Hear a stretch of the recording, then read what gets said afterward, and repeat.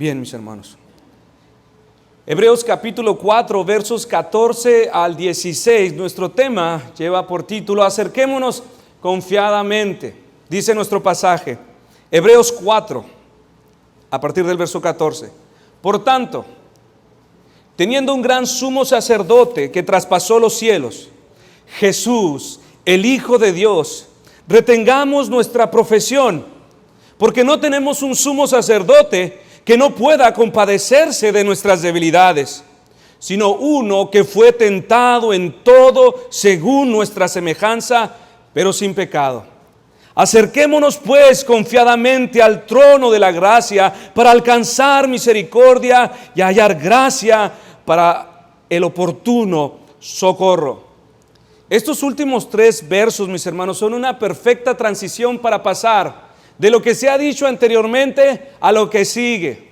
Avanzaremos hacia el capítulo 5, Dios mediante, y hablaremos de una manera más detallada acerca del sacerdocio del Señor Jesús. Pero ¿qué es lo que hemos dicho antes? ¿Por qué digo que este pasaje es como una perfecta transición para entender, para pasar de lo que se ha dicho antes a lo que será dicho después? Hemos hablado y hemos expuesto los capítulos 1 y 2 anteriormente. De igual manera hemos hecho con el 3 y hoy estamos cerrando con el capítulo 4. En los capítulos 1 y 2, si usted recuerda, hablamos acerca de la deidad de Cristo. Nuestro pasaje, este capítulo, nos presenta a Cristo como Dios. Después el capítulo 2 nos presenta a Jesús como hombre. En el primer capítulo se enfatiza la deidad de Cristo de diversas maneras. Esto fue por los nombres que recibe. Si usted recuerda algo de estos mensajes, decíamos que se le llama Hijo, Señor, Dios, títulos de deidad.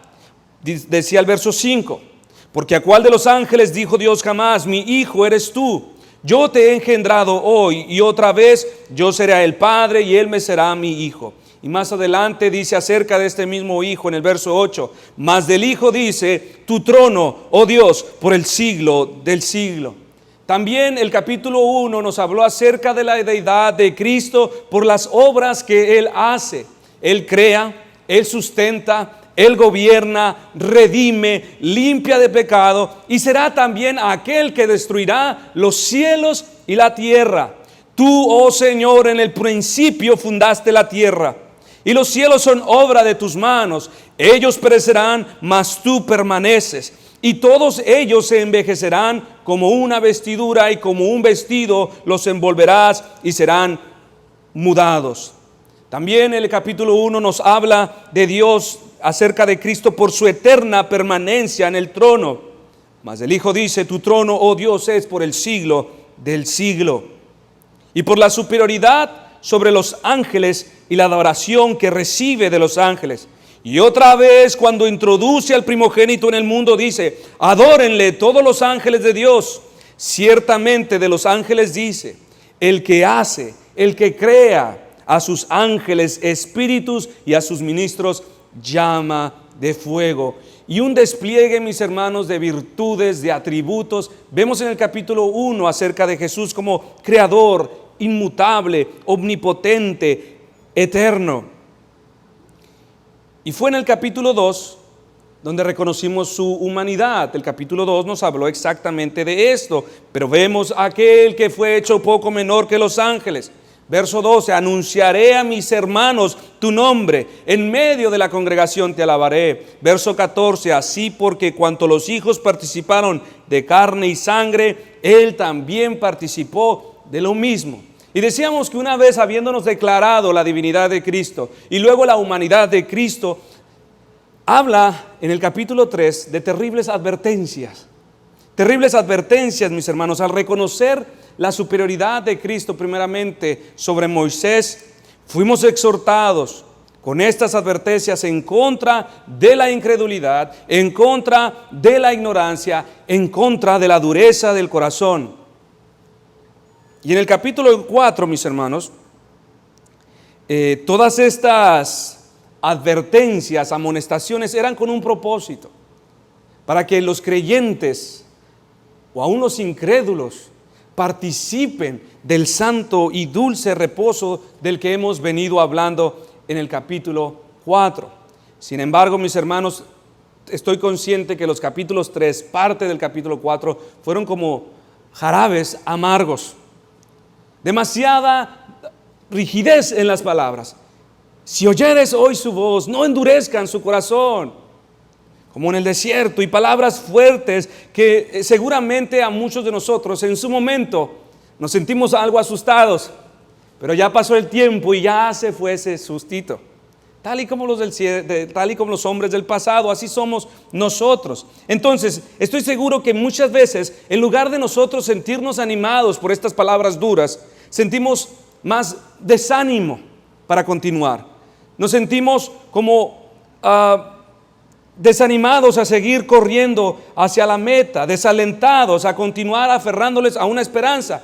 ¿Por qué? Pues si alguno de nosotros, mis hermanos, ha examinado su corazón lo suficiente, podrá percatarse de que nosotros somos totalmente incompetentes, somos inconstantes, sujetos a toda pasión desordenada, débil ante las tentaciones, somos incapaces de lograr alguna sola victoria sobre el pecado. Entonces, por esta razón, puede ser que alguno se pregunte: ¿qué esperanza tengo yo para entrar al santo reposo de Dios cuando soy un miserable pecador? Cuando me miro a mí mismo y me veo tan incapaz de lograr algo, de hacer algo por mí mismo. Cuando no puedo permanecer constante en la oración, constante en las escrituras, y no puedo aplicarme a las cosas que Dios me demanda. He aquí la importancia de lo que nos habla nuestro texto, mis hermanos. Verso 14. Por tanto, tienen un sumo sacerdote. ¿Cómo habría yo de entrar, Señor, a los cielos? Tienes un sumo sacerdote que traspasó los cielos. ¿Quién es ese sacerdote? Jesús, el Hijo de Dios. Por lo tanto, retengamos nuestra profesión. Ante las duras palabras, mis hermanos, la tentación es soltar, es rendirse, no tiene caso. No tiene caso seguir el cristianismo, no puedo. Cada vez que quiero hacer lo correcto, termino haciendo lo que no quiero. Debería de dejar de jugar a la iglesia, debería de jugar al cristianismo y dejar las cosas así. Pero dice el Señor, tienen un sumo sacerdote. No dice, mis hermanos, ponga atención, no dice viendo al sumo sacerdote. Tampoco dice sabiendo que en algún lugar hay un sumo sacerdote. La palabra de Dios le dice a usted en esta mañana: teniendo un sumo sacerdote. Tienes un sumo sacerdote. Estas palabras, mis hermanos, para nosotros implican mucho más que solo ver, que solo saber. Tenemos a uno más glorioso que los mismos cielos delante de Dios. A Jesucristo, quien permanece como un comisionado, verificando que todos los procesos sean justos y a favor de Dios, por supuesto. Pero también tenemos igualmente a este mismo Jesús, quien como un representante de un grupo, habrá de asegurarse que todas las cláusulas, que todos los procesos acordados entre Él y Dios sean a favor y en beneficio del grupo a quien representa, su iglesia, ustedes. Tenemos a uno quien como un emblema perpetuo permanece delante de Dios y los hombres, recordando que en todo lo que estos fallaron, Él ya lo cumplió. Tenemos a uno que en todo lo que Dios demandó de los hombres, Él lo cumplió por nosotros. ¿Y dónde está este sumo sacerdote? Nuestro pasaje nos dice que en los cielos, teniendo un sumo sacerdote que traspasó los cielos. ¿Qué implicaciones tienen estas palabras, mis hermanos? El lugar donde Él continúa ejerciendo su sacerdocio no es en la tierra, no es en la esfera de este mundo, no es en la esfera de lo terrenal, donde las cosas cambian, donde los acuerdos se rompen, sino que tenemos a uno que está en los cielos. Esto se nos dice, mis hermanos, para que sean de estas palabras de donde derivemos nuestro consuelo. El cielo es el lugar pleno, es perfecto, no hay cambios, no hay enemigos, no hay revoluciones, no hay muerte, no hay rebeldía. Allí este sacerdote permanece para siempre y es desde allí donde pueden fluir constantemente todos los beneficios de su sacerdocio. Por esta razón nos convenía a nosotros que Él fungiera como sacerdote, su oficio sacerdotal desde los cielos. Y no en un lugar como este, sujeto a la miseria, a la corrupción. Hebreos 9:4, porque no entró Cristo en el santuario hecho de mano, figura del verdadero, sino en el cielo mismo, para presentarse ahora por nosotros ante Dios. ¿Está uno desanimado? ¿Está uno desalentado? ¿Se ha visto a sí mismo incapaz de poder penetrar a este santo y dulce reposo? La Biblia nos dice, tenemos un sumo sacerdote delante de Dios, quien se asegurará que todos los procesos sean a tu beneficio, que todas las cláusulas que sean firmadas sean en favor tuyo, tal y como un delegado sindical delante del gobierno, todo a favor del gremio, todo a favor del gremio. Pero este es mucho más excelente porque también declara que todo sea a favor de Dios, a favor de los hombres. ¿Cómo lo logra? ¿Cómo puede hacerlo? El Evangelio nos lo aclara. Ahora, mis hermanos, es este el cielo, el lugar donde ahora Jesús ejerce su sacerdocio a favor de los hombres. Ahora, quisiera llamar un poco su atención a la siguiente palabra que usa nuestro texto, mis hermanos. La palabra es la traspasó. ¿Por qué no dijo entró a los cielos? ¿Por qué no dice la palabra accedió a los cielos? ¿Por qué usa la palabra traspasó?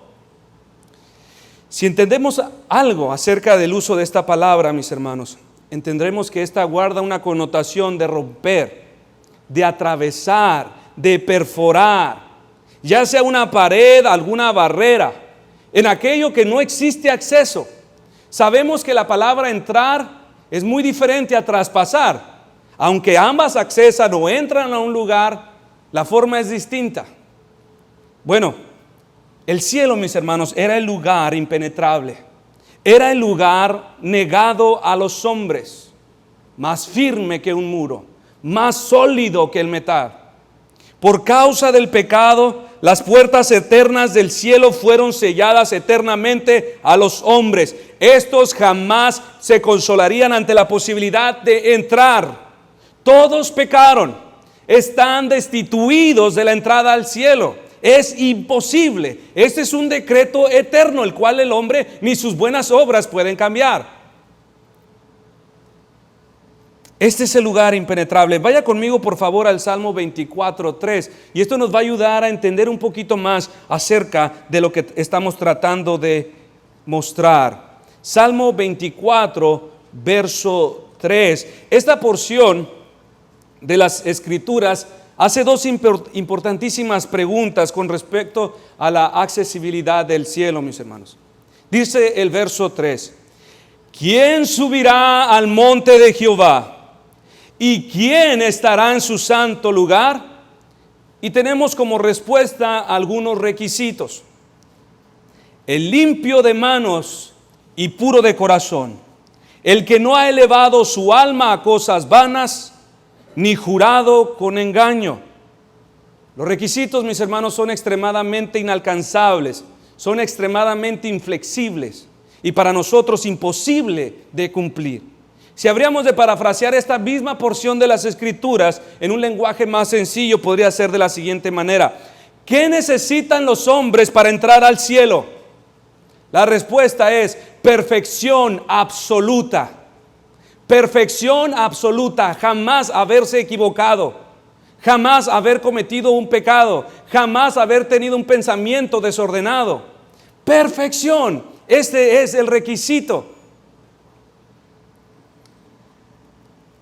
Esto es inalcanzable, esto es inaccesible, no podríamos entrar, esto está sellada, la puerta, el acceso. Ahora el mundo se consuela, mis hermanos, ante la certeza que después de la muerte se encontrarán con sus seres queridos en el cielo, sin importar cómo vivieron. Pero a la luz de lo que acabamos de escuchar, mis hermanos, ¿fueron perfectos tus parientes? ¿Vivieron de una manera perfecta? Si no es así, olvídate, no hay manera de entrar. No hay. Está sellada la puerta. Ninguno de nosotros calificamos, no cumplimos ni siquiera uno de los requisitos. En el primero, mis hermanos, ya estamos reprobados todos. El limpio de manos, el que nunca haya codiciado, nunca haya robado, nunca haya falsificado. Ninguno. Hombres y mujeres estamos moralmente reprobados. Nuestras manos están sucias, nuestras obras justas están llenas de inmundicia, nuestros corazones están impuros, nuestra alma llena de idolatría, de adulterios, de fornicación, nuestros labios llenos de engaño. Nuestros pecados son tantos que la separación entre Dios y los hombres es eterna, y es lo más lógico y lo que tiene más sentido. Job 9, 28 al 31. Me turban todos mis dolores. Sé que no me tendrás por inocente. Yo soy impío. ¿Para qué trabajaré en vano? Aunque me lave con aguas de nieve y limpie mis manos con la limpieza misma, aún me hundirás en el hoyo.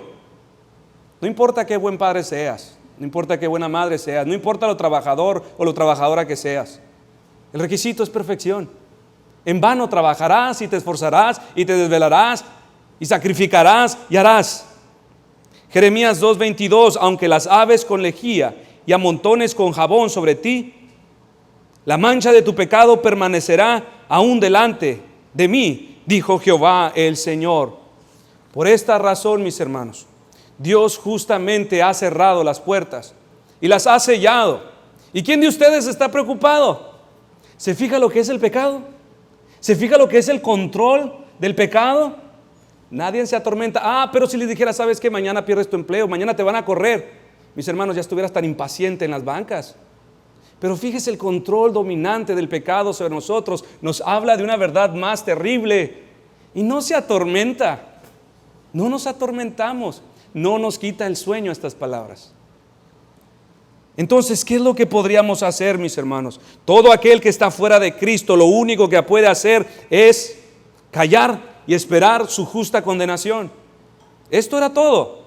Pero nuestro texto nos dice, mis hermanos, teniendo un sumo sacerdote que traspasó los cielos, Jesús, el Hijo de Dios. ¿Esto para qué? Para recordarnos, mis hermanos, que hay uno entre los hombres que traspasó los cielos. Jesús fue el hombre que recibió en su encarnación. Fue el nombre que recibió en su encarnación. Hay uno que, a pesar de que el decreto eterno permanecía encendido en contra de los hombres, se acercó a las orillas del Monte Santo y no fue consumido. Hay uno conforme a nuestra imagen y semejanza, quien no solo traspasó el tercer velo, sino traspasó el tercer cielo, donde la magnificencia y majestad de Dios habita en luz inaccesible. Tenemos a uno, mis hermanos, hecho poco menor que los ángeles, a imagen y semejanza nuestra, carne, sangre y hueso. Y más adelante, mis hermanos, en este mismo Salmo 24, especialmente en el verso 7, encontramos a aquel hombre implacable, Jesús de Nazaret, puesto de pie, mirando fijamente estas puertas impenetrables y dispuesto a traspasar esas puertas eternas que habían sido cerradas a los hombres, a usted y a mí. Allí lo vemos, y este es con quien con voz de mando dice: alzad, oh puertas, vuestras cabezas, y alzaos vosotros, puertas eternas. Mis hermanos, mis hermanas, ¿cómo aumentaría nuestro amor y admiración por Cristo si pudiéramos tener un pequeño vislumbre de lo que está pasando? De lo que está pasando. Jesucristo parado en el monte santo y no ha sido consumido, diciendo: alzad puertas vuestras cabezas, alzaos vosotros puertas eternas. Nuestro Redentor, en las mismas puertas del cielo, aquel lugar donde ninguno de nosotros podía entrar, está ordenando que sean abiertas otra vez ordenando que a su voz se abran. Su intención es entrar. Y será el primer hombre que entra, y detrás de él viene una multitud a quienes él llama hermanos y hermanas. ¿Puede imaginar el glorioso cuadro, mis hermanos? El glorioso cuadro que la Escritura nos está revelando. Puede imaginar a los ángeles corriendo uno a otro, observando entre el orificio de las puertas eternas. Quieren ver quién está parado allá afuera. ¿Cómo es posible? ¿Cómo podríamos pensar? Jamás. Este pensamiento es inconcebible. Un hombre de apariencia de 33 años está aquí afuera de las puertas del cielo con tal firmeza ordenando: ábranse. Alzad, oh puertas, vuestras cabezas, y alzaos vosotros, puertas eternas, y entrará el Rey de Gloria. Los ángeles se preguntan, verso 8, ¿quién es este Rey de Gloria? ¿Quién es este hombre? Para que las puertas del cielo se le abran. ¿Cómo puede este hombre débil, hecho de carne y sangre, atreverse a demandar tal cosa? El más alto y excelso ángel entre nosotros se postra, besa el estrado santo de los pies de Dios. No puede dirigirse con tal seguridad. No puede demandar tal cosa. ¿Quién eres tú, Rey de Gloria, que te haces llamar? ¿Quién eres tú, hombre, que ordenas que las puertas te sean abiertas? Otros ángeles más ven nuevamente por el cerrojo de las puertas del cielo, y efectivamente ven a un hombre con apariencia de haber regresado de una gran batalla. Su semblante es como aquel que regresa triunfante ante una innegable conquista. Pueden ver que en sus manos y pies tiene cicatrices de una terrible herida, y preguntan: ¿quién es este hombre que habla con tal fuerza y como quien tiene autoridad? ¿Quién es este hombre que no ha sido consumido por la indignación y la ira de Dios? ¿Cómo puede estar de pie ordenando que las puertas le sean abiertas? ¿Quién es este Rey de Gloria? Reciben su respuesta, verso siguiente: Jehová, el fuerte y valiente, Jehová, el poderoso en batalla. Alzad, puertas, vuestras cabezas, y alzad vosotros, puertas eternas, y entrará el Rey de la Gloria. Esta respuesta seguramente, mis hermanos, dejó el cielo en silencio. Absoluta quietud, nadie se mueve. La potencia de su voz disipó toda duda, reveló su identidad. Jehová, el fuerte y valiente, está dando esta orden. Las cadenas caen, las bisagras de las puertas de los cielos comienzan a girar. Al abrirse las puertas comienzan a radiar destellos de gran luz y gloria. Las puertas eternas finalmente se abren de par en par, y el Cristo, el Cordero inmolado, Jesús de Nazaret, da su primer paso triunfante dentro de los cielos. Toda criatura celestial, al verle, al instante se postran y se maravillan ante lo que ven. El Hijo ha regresado y trae sobre sí las cicatrices que prueban su triunfo, que prueban la cancelación de todos los cargos en contra de los suyos. Las marcas sobre su frente y costado, sobre sus manos y sus pies, prueban la abolición pública de los decretos que nos eran contrarios. He aquí, frente a los ángeles avanza hacia el trono aquel quien atravesó los cielos y quien hizo posible la entrada de los hombres al cielo.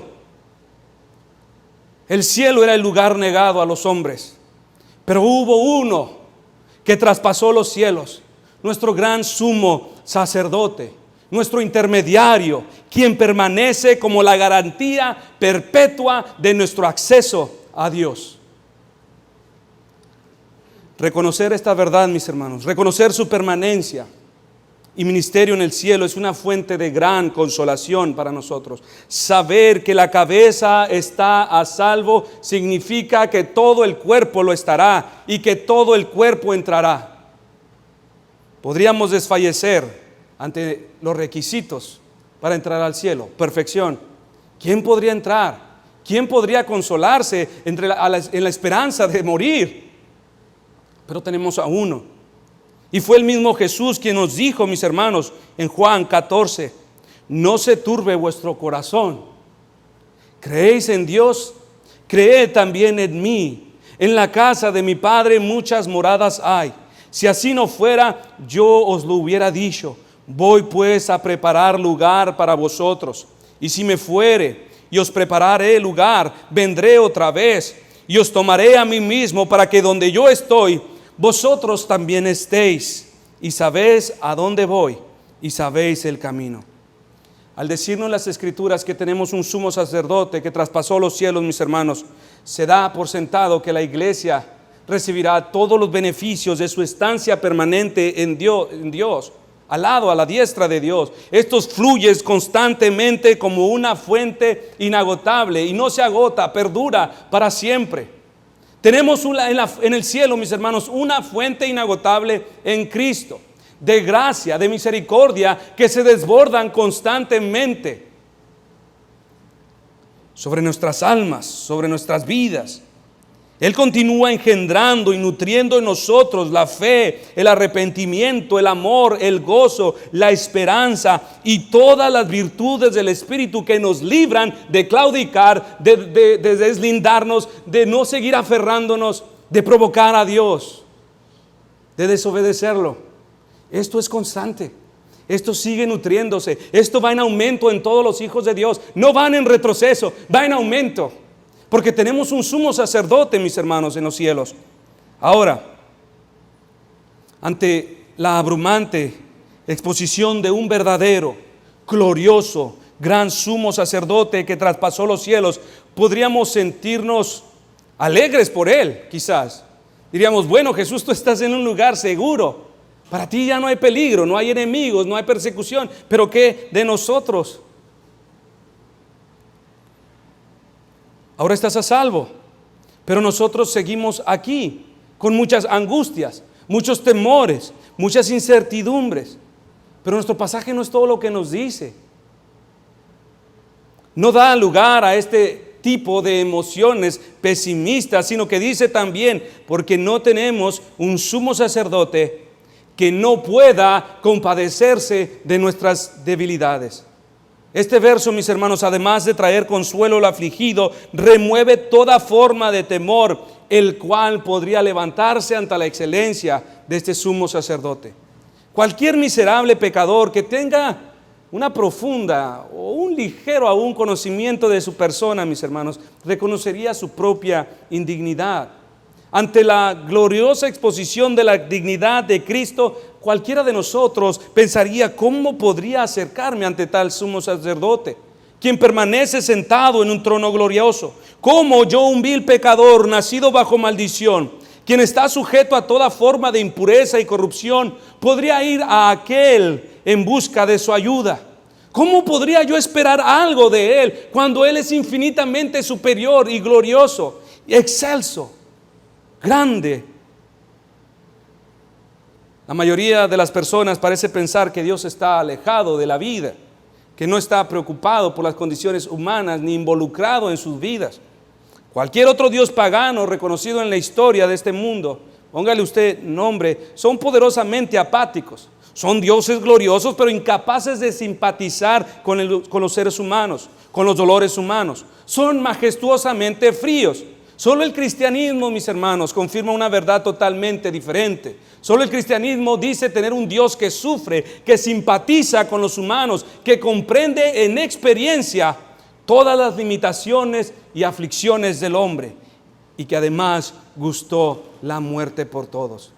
Así que para remover ese tipo de inseguridad en nosotros, mis hermanos, este tipo de percepción, es que nuestro escritor agrega, porque no tenemos un sumo sacerdote que no pueda compadecerse de nuestras debilidades. Es como si dijera, a pesar de ser tan grande, a pesar de ser tan glorioso e increíble que Él es, solo este sacerdote puede compadecerse perfectamente de ti. ¿Podría usted identificarse, mis hermanos, con cualquier otra persona que esté pasando algo similar? Una enfermedad, una pérdida, una angustia. Y al verle totalmente restaurado, usted confiaría en esa persona para contarle, buscaría la forma de encontrar consuelo. Podría tener usted una enfermedad mortal y estar asustado. Yo no podría consolarle tanto como lo podría hacer a aquel que estuvo enfermo, la misma enfermedad, pero ahora lo ve completamente restaurado. Él podría darle ánimo y vamos adelante, no te rindas, mira, solamente sigue estas indicaciones, yo te recomiendo, habla con este médico, usted encontraría aliento. No existe otra persona, mis hermanos, en la tierra, no existe otra persona en los cielos como Jesús, del cual pueda compadecerse de nosotros y el cual pueda entender perfectamente tus padecimientos. ¿Quién mejor que Él para entender la traición de alguien que amabas? ¿Quién mejor que Él para identificarse con el trabajado y cansado? ¿Quién mejor que Cristo para simpatizar con el que sufre y llora? ¿Quién mejor que Cristo para entender al que sufre persecución? ¿Quién mejor que Él para entender al que es débil y necesitado? ¿Quién mejor que Cristo para entender al que fue rechazado por su misma familia? ¿Quién mejor que Jesús para entender al que tiene hambre y sed? ¿Quién mejor que Él para entender al que tiene miedo? ¿Quién mejor que Él para entender al que fue acusado injustamente, al que fue abusado y estuvo prisionero? ¿Quién mejor que Él para entender cuando Él ha descendido más bajo que cualquiera de nosotros? Solo Él puede ser completamente misericordioso, completamente compasivo con nosotros, porque no tenemos un sumo sacerdote que no pueda compadecerse. Compadecerse, mis hermanos, es la traducción en el original, tiene una connotación que significa sufrir con, sufrir acompañado. Eso es su significado. Con esto nos da a entender que Jesús es mutuamente afectado con sus pesares, con sus sufrimientos. Él los recibe como si fuesen suyos. ¿Quién de ustedes, mis hermanos, como madres, quienes son capaces de desplegar mejor la gloria del amor de Dios que los hombres, quién de ustedes como madres, cuando ven a sus hijos sufrir, aunque ustedes no están exactamente sufriendo en su cuerpo, pero sus almas se agobian, sufren juntamente con los suyos? De la misma manera, mis hermanos, esta es una virtud que nos está siendo comunicada de parte de Cristo. Sufro con ustedes. Pablo afirmó varias veces que él era un imitador de Cristo. Y él dijo: ¿quién enferma y yo no enfermo? ¿A quién se le hace tropezar y yo no me indigno? Tal verdad con respecto a la compasión de Cristo era especialmente sorprendente y poco creíble para los judíos. Sabían que Dios era santo, justo, poderoso, creador, pero de ninguna manera podrían pensar que Él experimentara hambre, dolor, sufrimiento, mucho menos tentación. Los judíos creían que Dios no podía ser participante de los sentimientos humanos, que Dios está demasiado alto como para compadecerse, para identificarse con nosotros, para identificarse con nuestros sentimientos, con nuestras limitaciones, con nuestros problemas. Dios es demasiado santo como para interesarse en esta vil criatura. Así que la idea de que Dios podría identificarse con sus emociones, sentimientos, tentaciones, para el judío era totalmente algo revolucionario. Pero esta empatía, mis hermanos, que ahora firmemente se nos comunica como una gran noticia, ¿por qué fue posible? Fue posible gracias a que el Señor Jesús, la segunda persona de la Trinidad, estuvo dispuesto a adherir a su naturaleza, una naturaleza humana. Como Dios, Él no podría sufrir, no podría tener hambre, no podría tener sed. Pero al tomar una forma humana, Él podría experimentar en carne propia todas las limitaciones de los hombres. Y la Escritura nos dice que fue probado en todo. No hay nada que usted esté padeciendo o que usted haya sido probado que Jesús lo haya llevado primero y de una manera incomparable. Hechos 9:25.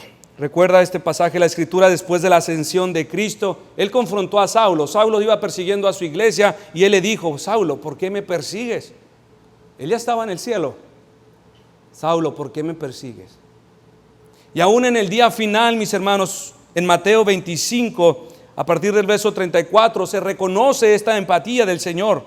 Entonces el Rey, en los mismos cielos, dirá a los de su derecha: venid, benditos de mi Padre, heredad el reino preparado para vosotros desde la fundación del mundo. Porque tuve hambre y me diste de comer, tuve sed y me diste de beber, fui forastero y me recogiste, estuve desnudo y me cubriste, enfermo y me visitaste en la cárcel y viniste a mí.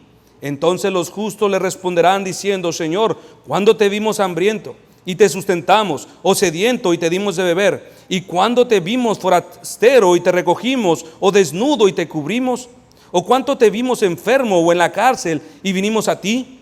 Y respondiendo el Rey les dirá: de cierto os digo que en cuanto lo hiciste a uno de estos mis hermanos más pequeños, a mí me lo hiciste. A mí me lo hiciste. La extensión, mis hermanos, hasta donde esta empatía se extiende es que nos dice nuestro pasaje: sino uno que fue tentado en todo según nuestra semejanza. Pero se agrega la escritura: pero sin pecado. Es natural que pensemos que cuando Cristo nos habla que fue tentado, la escritura nos habla que Jesús fue tentado, pensaríamos: bueno, entonces quiere decir que hubo pecado. Nuestro escritor aborda sin pecado. Hay mucho que decir con respecto a cómo funcionaron las tentaciones de Jesús. Podríamos decir tantas cosas y es complicado y es difícil explicar. Solamente puedo decir: las tentaciones de Jesús fueron distintas. Las de nosotros brotan de nuestro mismo interior y desde ahí, desde nuestras concupiscencias. Las tentaciones de Cristo fueron externas. Esto es lo que puedo decir. Hay mucho que explicar. No quiero extenderme en este punto. Cristo fue tentado en todas las cosas, pero sin pecado. Esto fue prefigurado, mis hermanos, en el pasado, en la cualidad y la calidad de los sacrificios. Si usted ha leído el Antiguo Testamento, recordará que todos estos deberían de ser ofrecidos sin defecto. El Cordero Pascal debería ser ofrecido sin defecto. La vaca alazana debía ser perfecta, que jamás haya llevado yugo sobre sí. La ley establecía que no habría de ser ofrecido ningún animal tuerto, cojo o enfermo. Así todos los sacrificios, mis hermanos, tipificaban una verdad acerca del Cordero que vendría, quien debería ser perfecto, totalmente obediente, sin mancha, puro en sus pensamientos, en su moralidad. Cristo habría de ser el gran sumo sacerdote a favor de los hombres. Por esta razón era que fuese necesario sin pecado. ¿Por qué? Porque Él habría de adherir su naturaleza humana, la naturaleza humana, a la divina. Solo una naturaleza perfecta podría armonizar con la naturaleza divina. Solo así sería suficiente Salvador. Solo así podría llevar la justicia de Dios. Su vida habría de ser sin pecado para que pudiéramos ser salvos, para que Satanás no le pudiera acusar, para que la muerte y la tumba no lo retuvieran.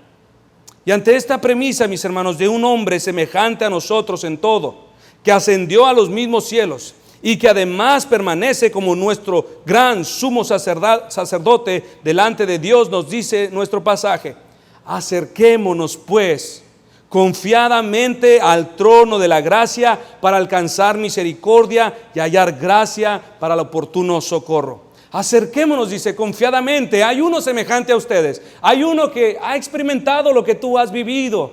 Hay uno en el trono que ha abierto la puerta y ahora hay acceso.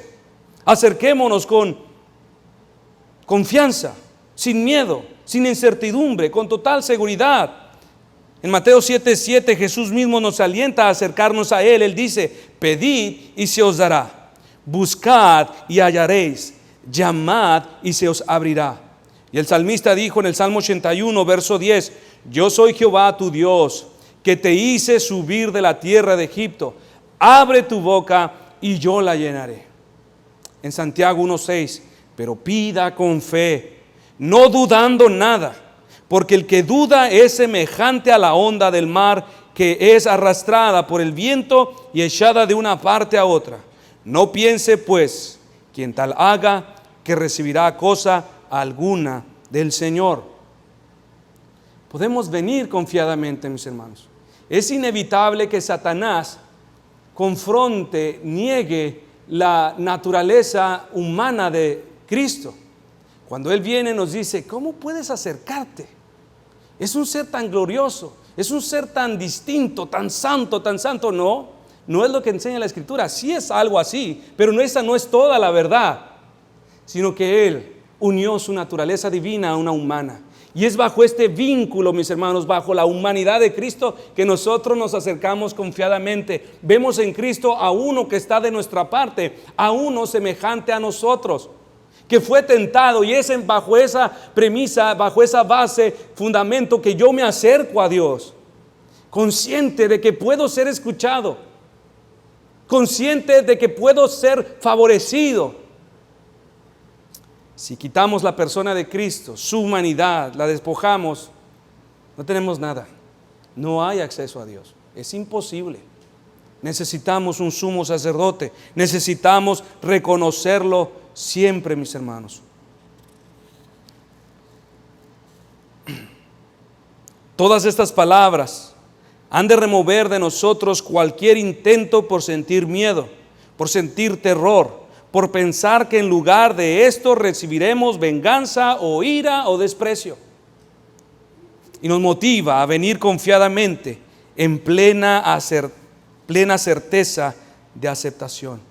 Cristo, nuestro sumo sacerdote, ha hecho todo cuanto se requiere para satisfacer la justicia de Dios, para pacificar su ira, para procurar el favor, para obtener aceptación, para que podamos acercarnos confiadamente, dice la Escritura, al trono de gracia. Somos llamados ahora a venir al trono de gracia, mis hermanos, al trono de misericordia. Qué increíble que esto sea dicho a un pecador. No se dice vengan al trono de la justicia, vengan al trono de ira, vengan al trono de fuego consumidor. ¿Cuándo lo es? Vengan al trono de gracia, vengan al trono de misericordia. Y habremos de venir, y habremos de ir. En otras palabras, habremos de ir para encontrar el máximo bien que solamente por medio de Cristo nos puede ser dado. Mis hermanos, ¿qué es? Vengan a mí para que obtengan un ascenso. Vengan a mí para que encuentren un esposo. Vengan a mí para que encuentren una casa más bonita, para que su esposo cambie, para que su mujer sea mejor. Vengan a mí para hallar gracia. Vengan a mí para hallar misericordia. El Salmo 63 dice, porque mejor es tu misericordia que la vida. Mejor. Solo el que se acerca a este trono de gracia encontrará el máximo bien para su vida. Solo el que viene a este trono encontrará beneficio y ventaja, provecho y bendición. Ahora, si esto es verdad, quizás alguno de ustedes se pregunte, ¿por qué en otras partes de las Escrituras dice lo contrario? Por ejemplo, Proverbios 1:28, entonces me llamarán y no responderé, me buscarán de mañana y no me hallarán. Y no solamente la Escritura lo dice, sino que también la experiencia de algunos la dice y la confirma. Lo que este texto nos está hablando, mis hermanos, está hablando de aquellos que vendrán a buscarle cada vez que les llega el agua al cuello, cada vez que la vida se les pone muy difícil. De esto se está hablando. Cada vez que se encuentran en una crisis, está hablando de aquellos que aman el beneficio de su dador, pero no al dador de los beneficios. De estos está hablando. Más adelante dice, por cuanto llamé y no quisiste oír, extendí mi mano y no hubo quien la tomara, sino que desechaste todo consejo mío y mi reprensión no quisiste, también yo me reiré en vuestra calamidad y me burlaré cuando os viniere lo que tanto temen, cuando viniere como una destrucción lo que teméis y vuestra calamidad llegare como torbellino, cuando sobre vosotros viniere tribulación y angustia, entonces me llamarán y no responderé. Me buscarán de mañana y no me hallarán.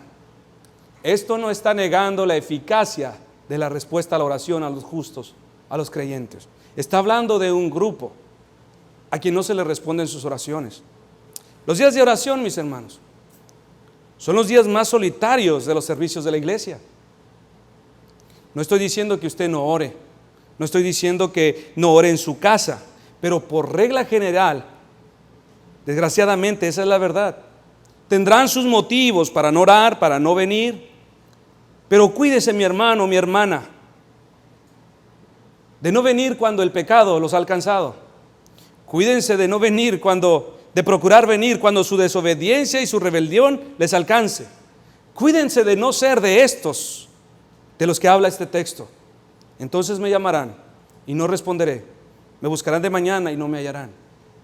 No estoy diciendo que los que no vienen no oran. Estoy diciendo que por regla general el que no viene es porque no ora, porque no tiene un deseo, porque no hay nada especial en la oración.